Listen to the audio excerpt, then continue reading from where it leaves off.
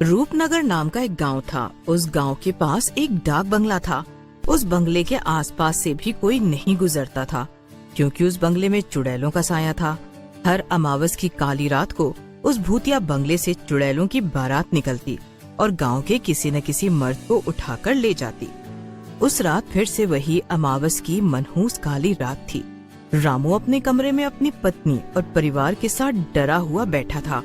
सीमा, सीमा, आज वही अमावस की मनहूस रात है। आज फिर चुड़ैलों की बारात निकलेगी। मुझे तो बहुत ही डर लग रहा है। रामू की बात सुनकर सीमा भी डरने लगती है और बोलती है, सही कह रहे हो पतिदेव, लेकिन हम कर क्या सकते हैं? अरे वो तो चुड़ैले हैं और हम इंसान, हमारा भला उनसे क्या मुकाबला। तभी वहाँ जोर जोर से बैंड बाजे की आवाज आने लगी और चुड़ैल भी अपने बारातियों के साथ एक डोली में गांव भर में घूमने लगी। ये सुनकर रामू रोने लगता है। इससे पहले सीमा कुछ बोलती, उसके दरवाजे पर जोर से दस्तक होती है और अगले ही पल दरवाजा तोड़कर एक चुड़ैल अंदर आ जाती है और हंसते हुए बोलती है, तू बहुत ही भाग्यशाली है आदमी, हमारी चुड़ैल बेटी को तू पसंद आ गया है। चल हमारे साथ और हमारी दुनिया के मजे ले। चुड़ैल की बात सुनकर रामू के पिता शामू बोलते हैं, चुड़ैल बेटी, मेरे बेटे को छोड़ दो। मैं तुम्हारे साथ चलता हूँ। तुम लोग जो भी बोलोगे वो मैं करूँगा, लेकिन मेरे बेटे को उसके परिवार से अलग मत करो। शामू की बात सुनकर चुड़ैल हंसने लगती है और बोलती है, शामू, तू एक पुराना नोट बन गया है, तू कहीं नहीं चल सकता। हमारी रानी को तो हर अमावस पर एक नया और जवान शिकार चाहिए होता है। तू सट बुढ़े, तू इस घर के ही काबिल है। चल हट मेरे सामने, नहीं तो बेमतलब ही मारा जाएगा। ऐसा कहकर चुड़ैल रामू को उठा लेती है और वहाँ से चली जाती है। रामू जोर जोर से चिल्लाते रहता है, लेकिन कोई भी उसकी बात नहीं सुनता। रामू की चीख सुनकर डोली के अंदर बैठी चुड़ैल बोलती है, चुप कर जा मनहूस, सा मर्द है तू, फिजूल में चिल्लाए चला जा रहा है। तू कुछ नहीं कर सकता, कोई भी तुझे बचाने नहीं आएगा। बाकी गांव वालों को भी अपनी जान प्यारी है। हाँ। आज बेचारा रामू तो गया काम से। तुम्हें बहुत तरस आ रहा है, चलो खिड़की बंद कर लो, वरना कहीं तुम्हारा ही ना नंबर लग जाए रामू के साथ साथ। इस तरह चुड़ैलों की बारात रामू को लेकर वहाँ से चली जाती है। दूसरी तरफ रामू के जाने के गम में उसके पिता शामू को दिल का दौरा पड़ जाता है और वो मर जाते हैं। अगली सुबह गांव वाले रामू के घर पर जाते हैं और सरपंच को बोलते हैं, सीमा बेटा, तुम हौसला रखो, पूरा गांव तुम्हारे साथ है। रामू और शामू के जाने के बाद पूरा गांव तुम्हारी मदद करेगा। तुम किसी भी बात की चिंता मत करना। लेकिन सरपंच जी, हम गांव वालों को कुछ तो करना ही होगा। हर अमावस को वो चुड़ैलें बारात लेकर आती हैं और हम लोगों में से किसी एक को उठाकर ले जाती हैं। महेश बेटा, मैं तुम्हारे गुस्से को समझता हूँ, लेकिन हम कर भी क्या सकते हैं? भला चुड़ैलों से हम इंसानों का क्या मुकाबला? वो बहुत ही ताकतवर होती हैं, भला हम क्या कर सकते हैं? ऐसा कहकर सरपंच जी वहाँ से चला जाता है। धीरे धीरे समय बीत जाता है और फिर से अमावस की रात आ जाती है। महेश गुस्से में भरा बैठा होता है। वो अपने दोस्त छुट्टन से बोलता है, ये चुड़ैल हर बार गांव से किसी ना किसी को उठाती है और डरपोक गांव वाले इससे डरकर कुछ नहीं करते, लेकिन आज मैं इसका मुकाबला करूंगा। महेश भैया, मुझे पता है, महेश भैया आप बहुत बहादुर हो, लेकिन चुड़ैलों से मुकाबला कैसे जीतोगे? ऐसा कहकर छुट्टन महेश को समझाने की कोशिश करता है, लेकिन महेश उसकी एक नहीं मानता और खुद भी घर से बाहर निकलकर चुड़ैलों की बारात के सामने आ जाता है। ये देख चुड़ैलें बोलती हैं, ये वाला तो कुछ ज्यादा ही गुस्से वाला लगता है, हमारे सामने खुद ही आ गया, मजा आ जाएगा इससे शादी करने में। चुड़ैल को यूं अपने ऊपर हंसता देख महेश गुस्से में बोलता है, चुड़ैलो यहाँ से वापस चले जाओ। हम गांव वाले अब तुमसे डरने वाले नहीं हैं। तुम लोगों ने बहुत मनमानी। महेश की बात सुनकर डोली के अंदर बैठी चुड़ैल हंसने लगती है और बोलती है, चलो अच्छा है, कोई तो बहादुर मिला, नहीं तो हमें हर बार डरपोक ही मिलते थे। देख क्या रहे हो, मेरे बारातियों, उठा लो इस बहादुर को, आज इसी के साथ सुहाग रात मनाऊंगी। चुड़ैल के ऐसा बोलते ही सारे बाराती हंसते हुए महेश को उठा लेते हैं। ये देखकर छुट्टन घबरा जाता है और वहाँ से भागता हुआ सरपंच के पास पहुँचता है। कुछ करिए सरपंच जी, वो बारात तो अपने महेश भैया को भी उठा ले गई। हमें कुछ करना होगा, नहीं तो इस गांव में एक भी मर्द नहीं रह जाएगा। कुछ करिए सरपंच जी, कुछ करिए। तुम रो मत छुट्टन, अब ये मसला बहुत ही गंभीर हो गया है। मैं कुछ करता हूँ, तुम जब तक गांव वालों को समझा दो कि वो डरे या घबराएं नहीं। फिर छुट्टन वहाँ से चला जाता है। छुट्टन के जाने के बाद सरपंच की बेटी पूर्वा वहाँ आती है। पूर्वा शहर में ही रहती थी और एक नए जमाने की लड़की थी। अपने पिता को परेशान देखकर वो बोलती है, क्या हुआ पिताजी, आप इतने परेशान क्यों हैं और गांव में ये क्या हो रहा है? पूर्वा की बात सुनकर सरपंच बोलता है, मैं क्या बताऊं बेटी, पिछले कुछ दिनों से चुड़ैलों की बारात इस गांव में आती है और एक मर्द को यहाँ से उठा कर ले जाती है। मैं कई दिनों से गांव वालों को टाल रहा था, लेकिन अब गांव वाले नहीं मानेंगे। पिताजी, ये तो सचमुच में बहुत ही गंभीर बात है, लेकिन आज के समय में भी ऐसी चीजें होती हैं। यकीन करना थोड़ा मुश्किल है, पर आप बोल रहे हो तो सच ही होगा। मुझे लगता है हमें किसी तांत्रिक या साधु बाबा की मदद लेनी चाहिए।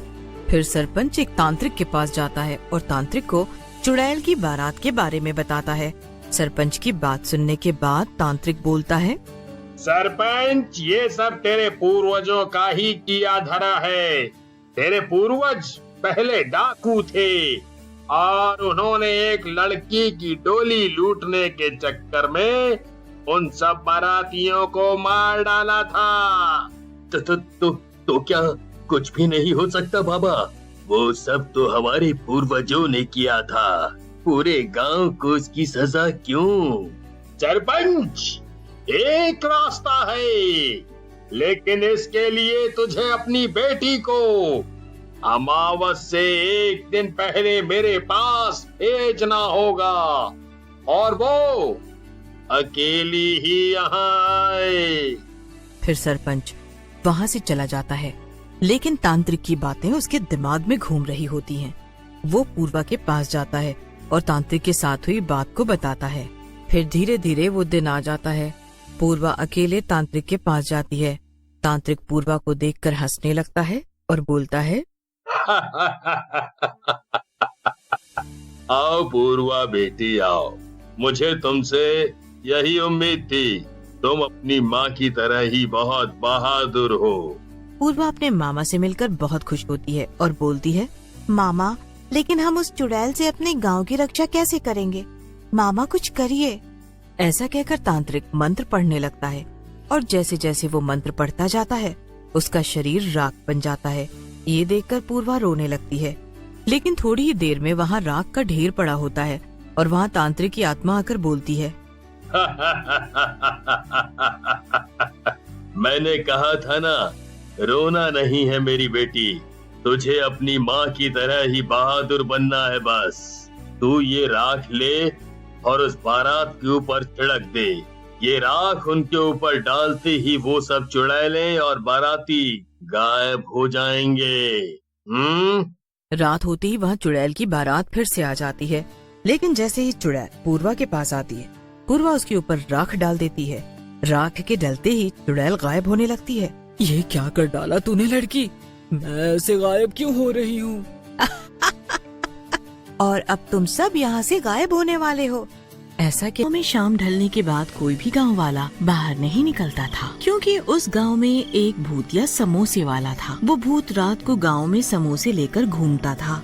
उसके समोसे की खुशबू पूरे गांव में फैल जाती थी। खुशबू से गांव वाले आकर्षित होने लगते थे और अपने घरों से बाहर आ जाते थे। वो भूत उन्हें उठाकर अपने समोसे की दुकान पर ले जाता था और उन्हें मार देता था। इसीलिए गांव वाले अपने अपने घरों की खिड़कियां और दरवाजे रात को अच्छे से बंद रखते थे, ताकि समोसों की खुशबू अंदर न आए। एक दिन राजन शहर से 18 साल बाद अपने गांव लौटा था।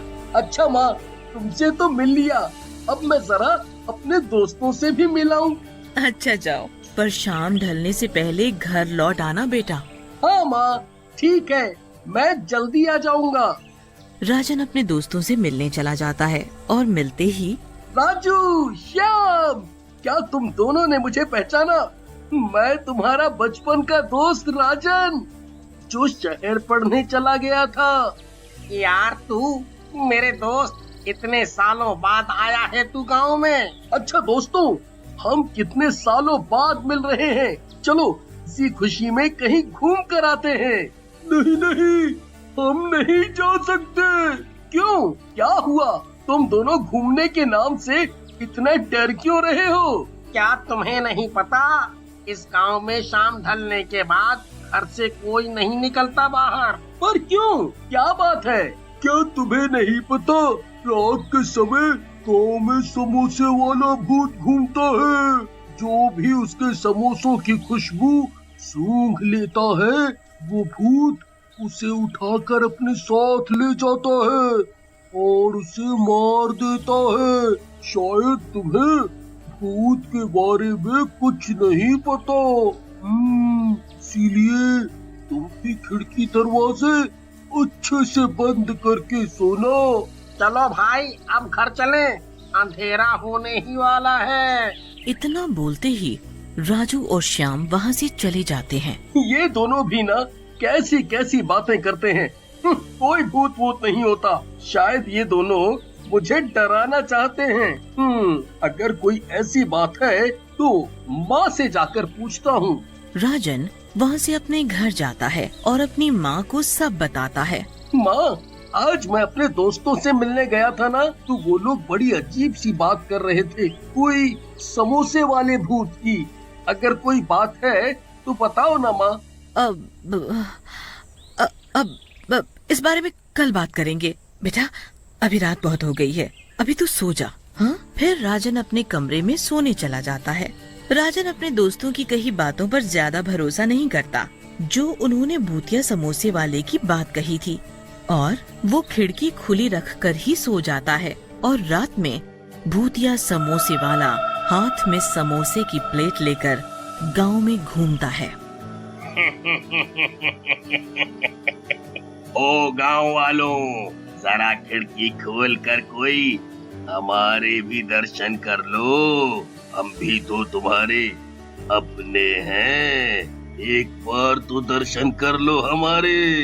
ये मेरे बनाए हुए गर्मा गर्म समोसे तो चख लो एक बार। पर किसी के भी घर की खिड़की नहीं खुली होती। कोई बात नहीं, मैं खुद ही देख लेता हूँ कि आज कौन मरेगा मेरे हाथों से। ऐसा तो हो ही नहीं सकता कि आज मैं खाली हाथ यहाँ से जाऊं। तभी भूत की नजर राजन की खिड़की की तरफ पड़ती है। फिर समोसों की खुशबू खिड़की से होते हुए कमरे में राजन तक पहुंच जाती है। समोसों की खुशबू पहुंचते ही राजन आकर्षित हो जाता है। क्या खुशबू है? ये खुशबू तो समोसों की है। खुशबू इतनी अच्छी है, खाने में तो और भी स्वाद हो गया, स्वाद। राजन खुशबू के साथ साथ बाहर आने लगता है, और राजन जैसे ही घर से बाहर आता है, वो समोसे वाला भूत उसे पकड़ लेता है और उसे अपनी समोसों की दुकान पर उठाकर ले जाता है।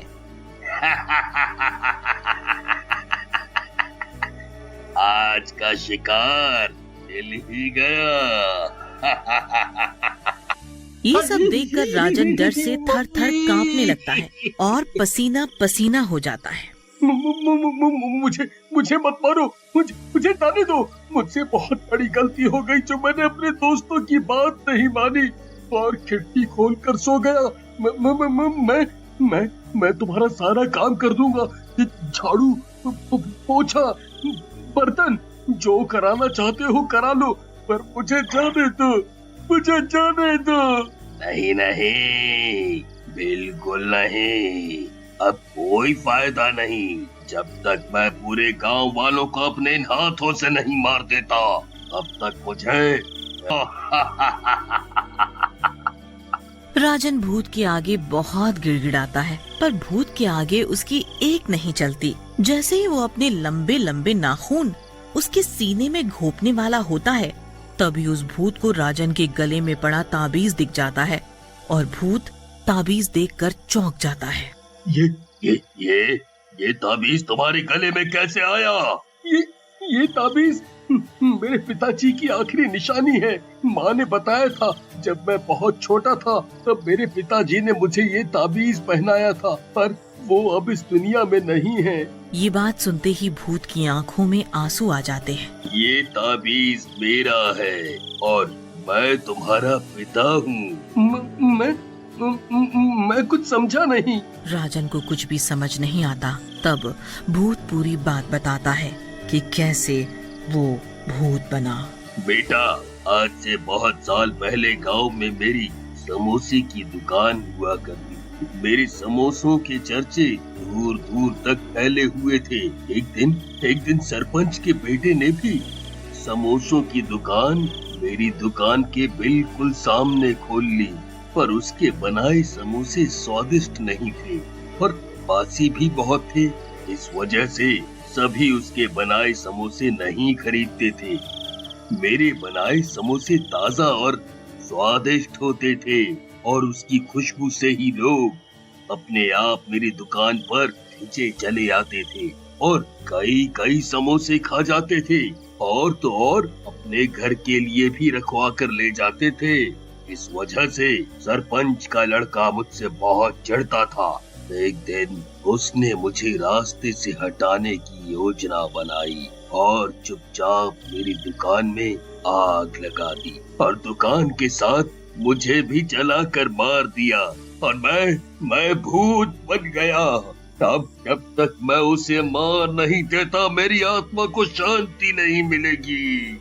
पिताजी, अगर आपकी मौत सरपंच के बेटे की वजह से हुई है तो आप गांव वालों को क्यों मार रहे हो? बेटा, जब मेरी दुकान में आग लगी थी तब किसी ने भी मेरी मदद नहीं की। सभी खड़े खड़े देख रहे थे बस। इसलिए मैं इन सबको मार दूंगा, पर मैं अभी तक सरपंच के बेटे को मार कर अपना बदला नहीं ले पाया, क्योंकि वो अपने घर को हमेशा बंद रखता है, कभी भी बाहर नहीं आता।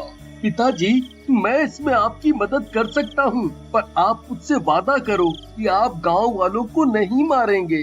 भूतिया समोसे वाला राजन की बात मान लेता है और फिर राजन पूरी योजना बनाता है कि कैसे सरपंच के लड़के को घर से बाहर निकाला जाए। योजना के हिसाब से एक दिन राजन चुपके से सरपंच के घर की खिड़की पर समोसे से भरी प्लेट रखाता है। कुछ देर बाद सरपंच का बेटा समोसे की खुशबू से आकर्षित हो जाता है और घर से बाहर आ जाता है। अब मैं तुझे मार कर अपना बदला लूंगा। पर तुम मुझे मारना क्यों चाहते हो?